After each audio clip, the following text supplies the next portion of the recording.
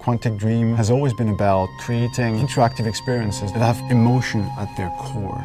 It's about telling the story of characters and giving the player the possibility through their actions to change the way the story unfolds. When I write my script, I have an idea of how I want the story to be played. So we try to render David's idea into a game and see with him if it matches what he had in mind.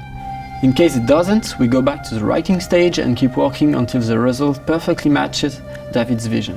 What we try to do in Beyond is really an intuitive and immersive experience. So we created a very discreet user interface with only white dots on screen and very simple controls. We wanted to revisit the action system and go for something that would be more invisible and more intuitive to the player. We didn't want the interface to be a barrier.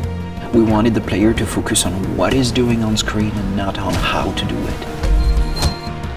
Ideally, the player will forget that he has a controller in his hand and will just jump into the screen.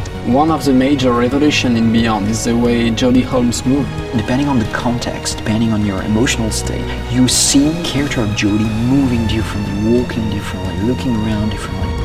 And most importantly, to give the player the feeling he's really in control of the character, he can do almost anything he wants to do. She can talk to other people, interact with objects, and also run, jump, shoot, drive a motorcycle, or even ride a horse.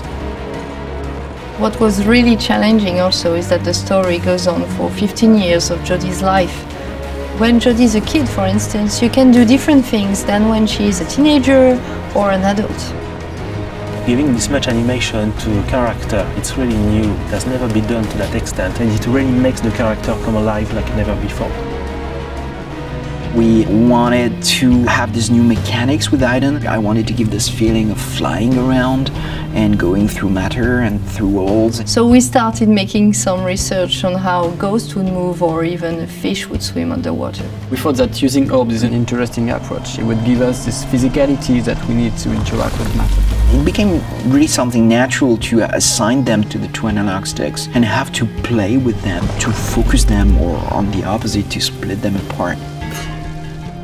During the process of this production, we made what we call user tests. You just watch people playing and you see where they succeed, where they fail. If a player don't get it right, it's only our fault. So we work very hard to be able to correct it and give the best experience possible. After each user test, it's meeting after meeting just to find the good solution to every single issue the player may have had. I guess what we're looking for with the gameplay is really to find an interface that will allow you to play live.